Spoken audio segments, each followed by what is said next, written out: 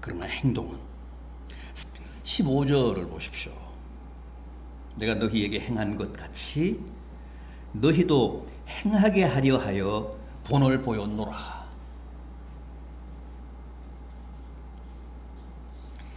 이게 지금 주님이 떡과 포도주로 성찬식을 제정하셨던 그 최후의 만찬 석상인데,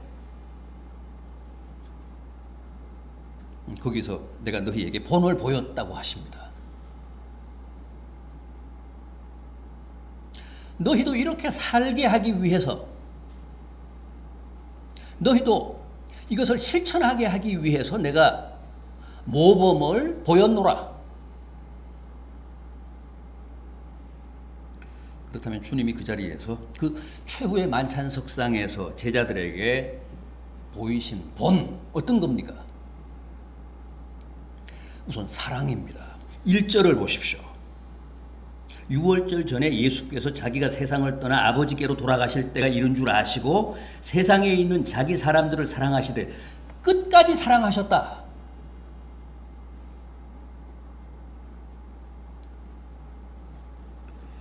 끝까지 사랑하셨다.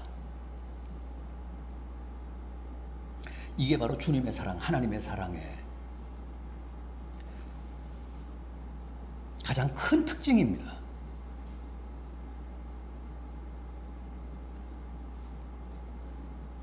끝까지 하시는 사랑,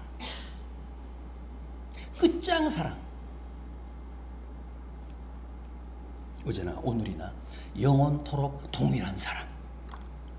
우리가 아무리 하나님의 사랑을 의심해도, 우리가 아무리 하나님이 나를 버리셨다고 울며 불며 원망을 해도,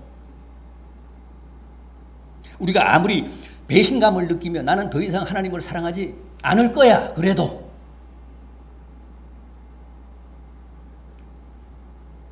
하나님은 여전히 우리를 사랑하신다는 거예요. 하나님 사랑은 끝까지 가시는 사랑이라는 겁니다.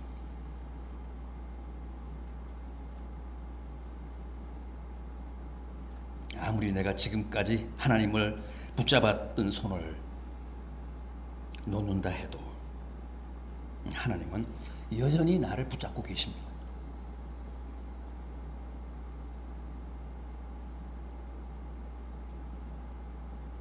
하나님의 사랑, 주님의 사랑은 하나님의 존재, 주님의 존재만큼이나 영원하고 절대적입니다.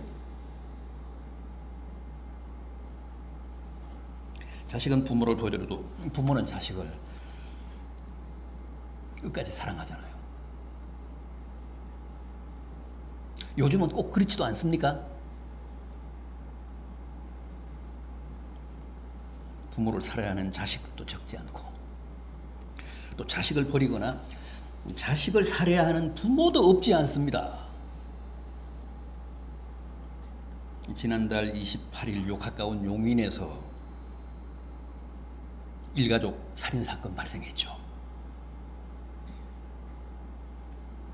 큰아들이 장남이 자기 친어머니, 이붓 동생, 이붓 아버지를 차례대로 살해했습니다. 또 얼마 전에는 40대 엄마가 11살 난 딸과 7살 난 아들을 살해하고 자신도 죽으려다가 실패했습니다. 엄마는 살았습니다.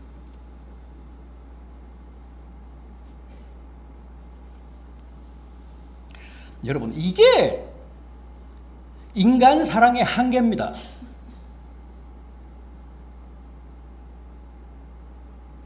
인간의 사랑은 아무리 숭고하다고 해도, 아무리 부모 사랑, 자식 사랑, 무슨 부부 사랑, 형제 사랑이라고 해도 그 한계가 있습니다. 끝까지 가지 못합니다. 그래서 이혼도 하고 의절도 하고 근친살인도 하고 존속살인도 합니다.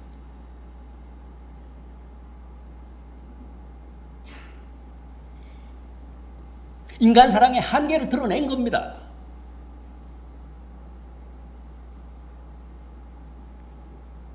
인간의 사랑은 다 상대적이어서 그렇습니다.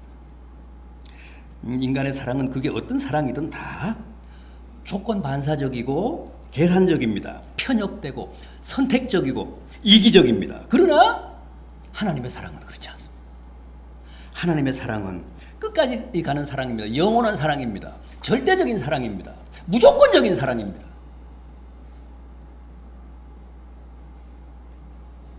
이게 불가사의합니다.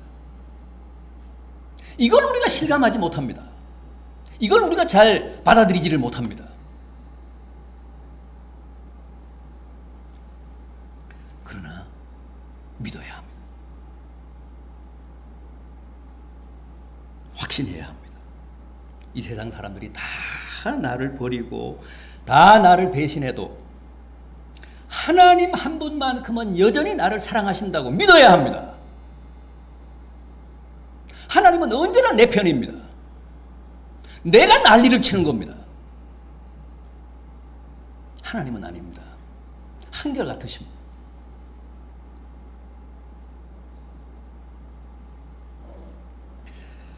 영원히 나를 사랑하실 유일한 분. 그래서 한 번 선택은 영원한 선택이고 한 번 구원은 영원한 구원이고 한 번 하나님의 자녀면 영원한 하나님의 자녀고 한 번 해병은 영원한 해병이라는 말은 거짓말이지만 과장이지만 허풍이지만 한 번 하나님의 백성이면 영원한 하나님의 백성입니다. 하나님은 왔다 갔다 하시지 않습니다.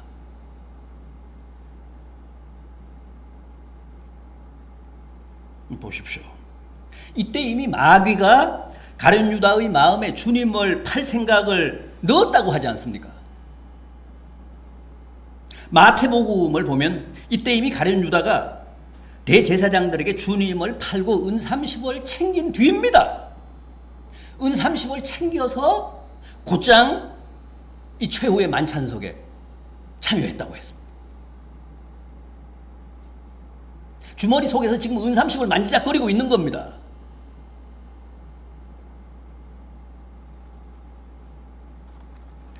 주님은 그걸 다 아셨습니다. 그런데도 자신을 배신한, 자신을 은 30에 판 그 가룟 유다의 발까지 씻기셨습니다. 그때 노예 한두의 값이 은 30이었거든요. 주님을 아예 노예값에 팔고 그 돈을 만지작거리며 그 최후의 만찬석에 참석을 했는데 주님은 그걸 많이 보고 계시면서도 가룟 유다의 발을 씻기셨습니다.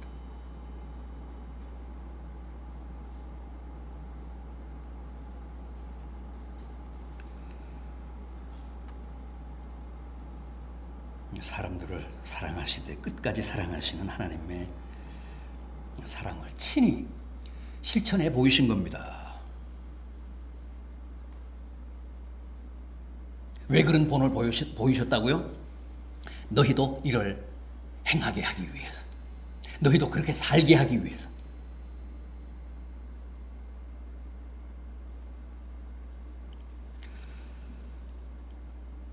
부디 주님이 우리를 끝까지 사랑하신 것처럼 우리도 그렇게 주님을 끝까지 사랑할지언정 주님의 사랑을 의심하거나 주님의 사랑에 회의를 품거나 주님의 사랑을 배신하거나 저버리는 성도들이 없기를 진심으로 바람하지 않습니다.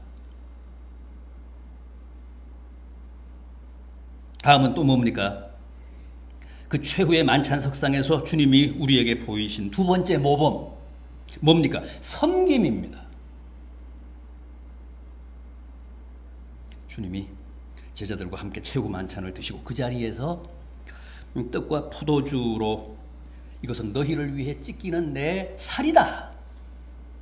이것은 너희를 위해 흘리는 내 피다. 그러면서 성찬식을 제정하시고 나서 어떻게 하셨다고 합니까? 4절 이하를 보십시오.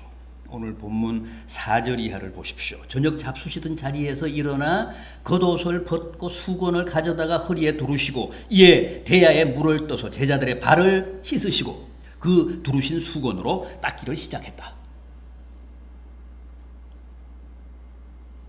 12제자의 발을 씻기셨습니다.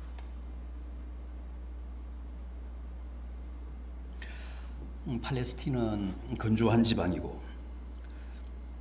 또 유대인들은 맨발에 샌들을 신고 다녔기 때문에 남의 발을 씻기는 행위 자체는 전혀 이상할 게 없습니다.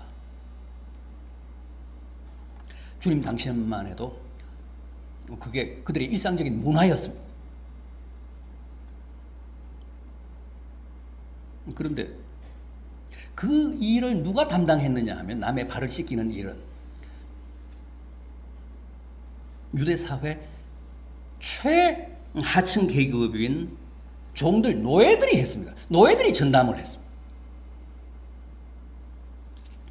노예들이, 종들이 주인이나 상전의 가족이나 또 멀리서 온 손님들의 발을 씻겼습니다.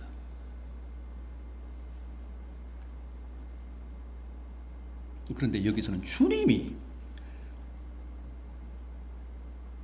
제자들을 거느리고 다니시는 선생님이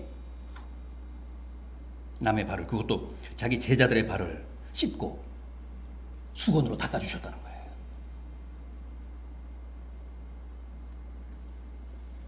이게 충격적인 거예요.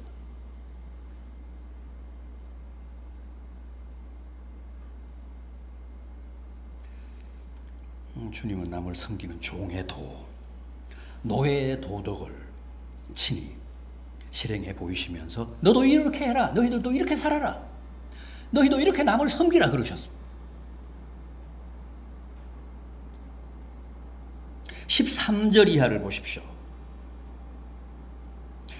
너희가 나를 선생이라 또는 주라 하니 너희 말이 옳도다. 내가 그러하다.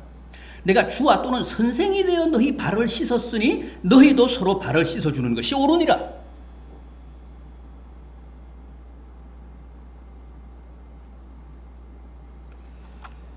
여러분, 우리 믿는 사람들은 주님이 최후 만찬석상에서 직접 시범을 보이시고 모범을 보이신 것처럼 남을 섬기며 마치 종처럼 노예처럼 남의 발을 씻기며 살아야 합니다.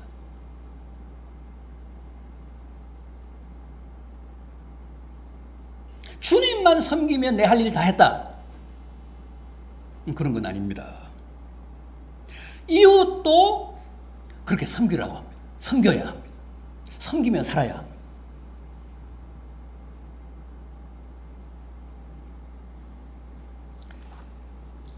지금 우리의 사정과 형편을 한번 보십시오. 지금까지는, 엊그제까지는 무조건 을이 갑을 섬겨야 했습니다. 그게 견고한 우리 사회의 질서고 오랜 문화고 관행이었습니다. 지금까지는 다 갑의 시대였잖아요. 학생들이 선생을 섬기고, 부하가 상사를 섬기고, 직원들이 회사를 받들고 섬기고, 사병들이 장교를 섬기고, 그게 당연지사고 또 그게 순리였습니다. 그래야 살아남고, 그래야 성공도 하고, 출세도 하고, 진급도 하고, 졸업도 하고, 학위도 받을 수 있었습니다.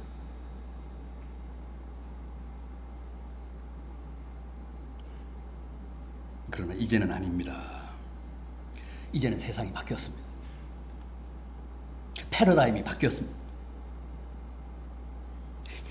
지형이 바뀌었습니다.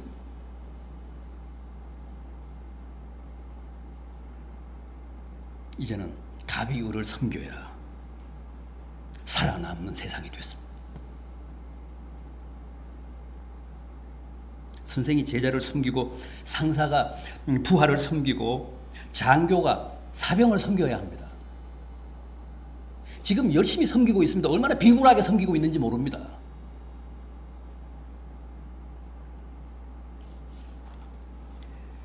이제는 누구도 남을 섬겨야지 남의 섬김을 받으려 했다가는 큰 코 다칩니다. 무사하지 못합니다. 얼마 전에 공관병 사건이 있었죠. 공관병 사건. 육군대장 공관에서 공관병으로 근무한 사병이, 일개 사병이 전역을 한 다음에 육군대장과 육군대장의 가족들의 갑질을 폭로한 거예요. 육군대장이 어떤 사람인지 아시죠? 우리 대한민국 군소열 3위입니다. 3위.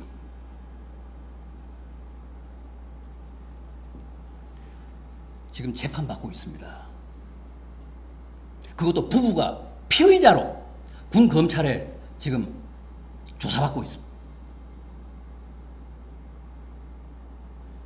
오늘 내일 언제 옷 벗겠죠.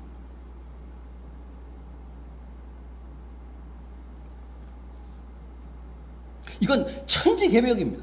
이건 있을 수가 없는 얘기입니다.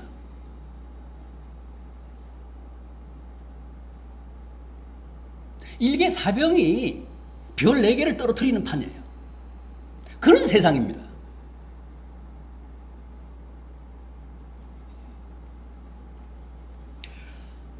그러나 이건 엄연한 현실입니다.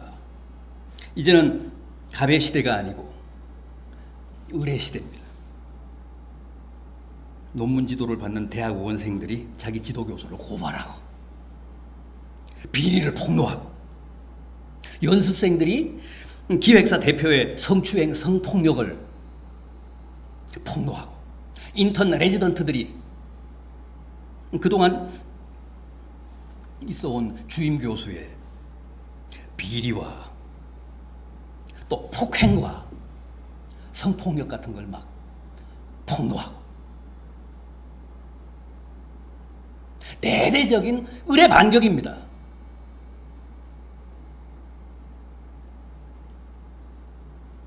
여배우들이 막 감독 폭로하잖아요. 지금 비리를.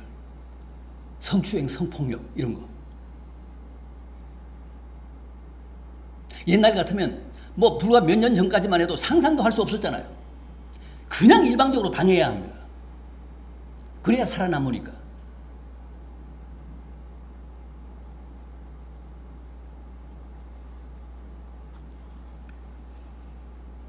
이제는 갑이 을을 섬겨야 합니다.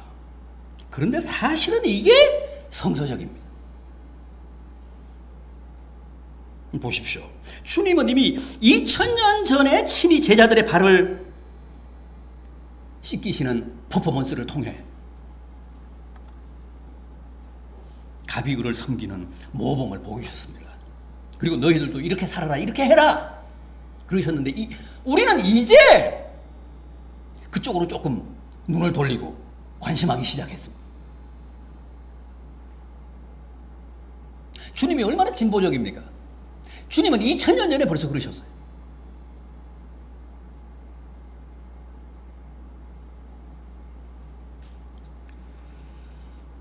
그러나 아직도 멀었습니다. 갈 길이 멉니다. 기독교는 분명 갑의 종교가 아니고 을의 종교입니다. 제자들이 주님의 발을 씻긴 게 아니라 주님이 제자들의 발을 씻긴 종교입니다.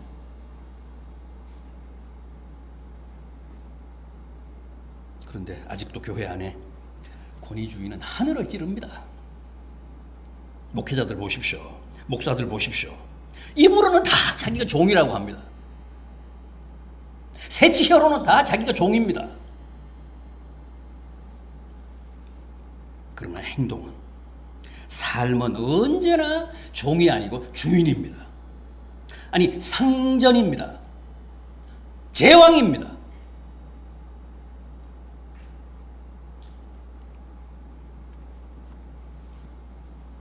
종놈이 아니라 뭐라고요? 종님. 코미디죠. 완전히 코미디입니다. 종은 그 뒤에 놈이 와야 맞습니다.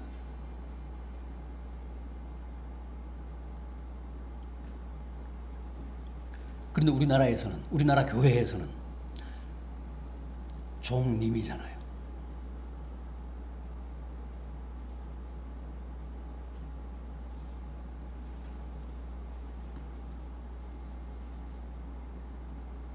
놈 짜라야 남을 섬기는데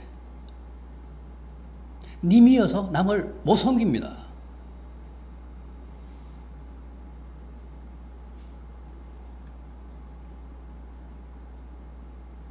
마가복음 10장 45절에서 주님은 내가 온 것은 섬김을 받으려 함이 아니요 도리어 남을 섬기고 자신의 목숨을 많은 사람을 위한 대속물로 주려 함이라 그러셨습니다. 주님은 분명히 말씀하셨습니다. 나는 남을 섬기러 왔다. 섬기다 결국은 자기 몸까지 바쳐서 남을 구원하기 위해 왔다.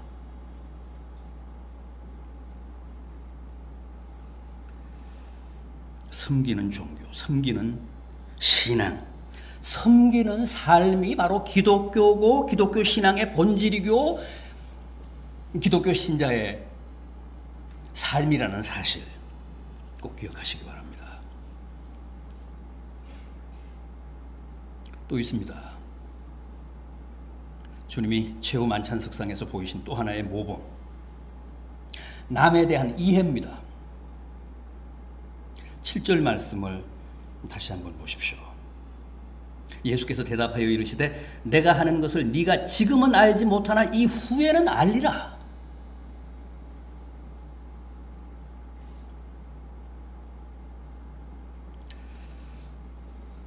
아까도 말씀을 드렸듯이 당시 문화로 볼 때 주님이 제자들의 발을 씻기신 사건은 확실히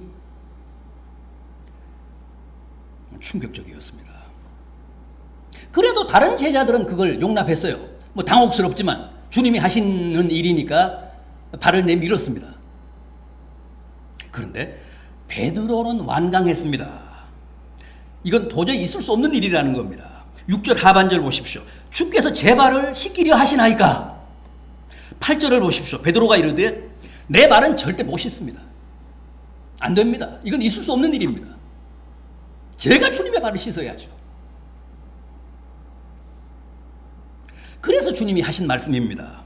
네가 지금은 이 일을 이해하지 못하지만 장차는 이해하게 될 거다. 이해할 날이 올 거다. 주님은 남을 깊이 이해하신 분입니다. 남이 당황스러워하고 송구스러워하고 용납이 안 돼서 납득이 안 돼서 상식적으로 받아들일 수가 없어서 반발하고 거절하고 거부하고 사양해도 그걸 다 이해하셨습니다. 수긍하셨습니다. 언젠가는 이해할 날이 올 것이다. 그러시면서 그 반발을 용납하셨습니다.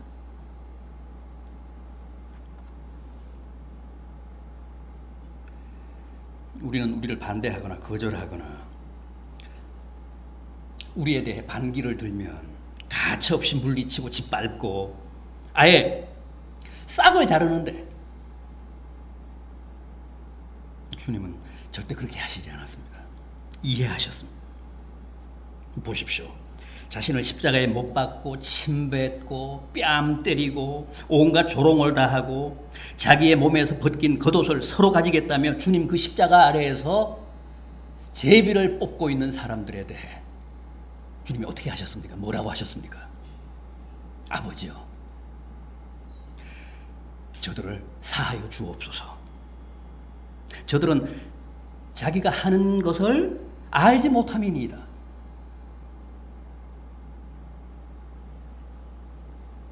자기를 십자가에 못 박은 사람들을 저주하고 욕한 게 아니라 끝까지 이해하시며 그들의 사죄를 하나님께 빌었습니다. 몰라서 저럽니다. 알고야 저렇게 하겠습니까? 그러니 용서해 주십시오. 하나님이 좀 이해해 주십시오. 이게 말이 됩니까? 그런데 주님은 그렇게 하셨습니다.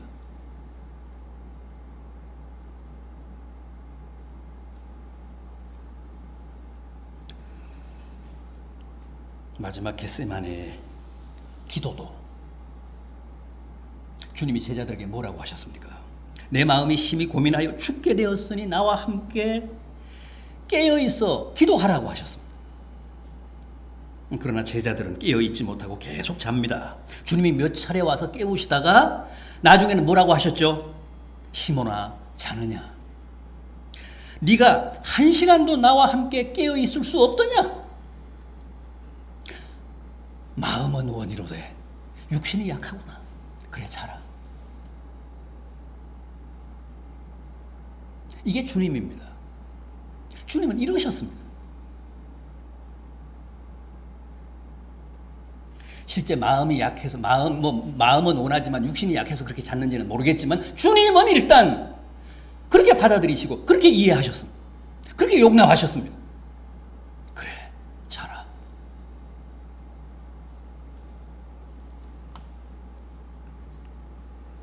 여러분 남을 이해하고 포용하고 수용하십시오. 불합리하고 이건 말이 안 된다고 생각이 돼도 일단 용납하십시오. 그럴 수는 없다며 펄펄 뛰는 베드로에게 네가 지금은 모르지만 언젠가는 알게 될 거야.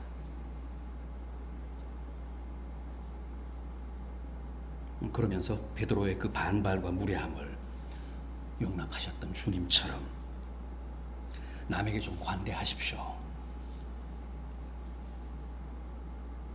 다 몰라서 그러는 거니까.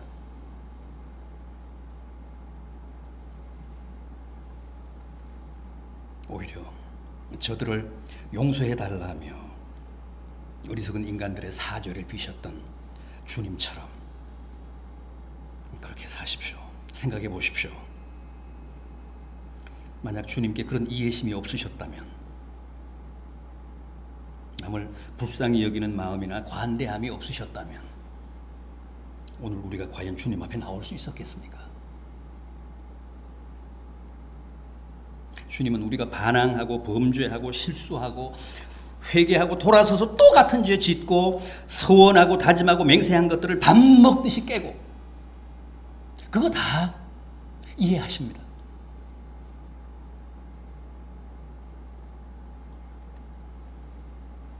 그거 다 용서하시고 다 수용하시고 그래서 오늘도 우리가 이렇게 하나님의 자녀의 신분과 지위를 누리며 살고 있는 겁니다. 부디 주님이 모범을 보이신 것처럼 우리도 언젠가는 저 사람도 제 무지를 알고 제 허물을 깨닫고 제 잘못을 시인하며 회개할 날이 오겠지 하며 남을 이해하고 용납하고 포용하며 사시는 복된 성도들 되시기를 진심으로 기원합니다.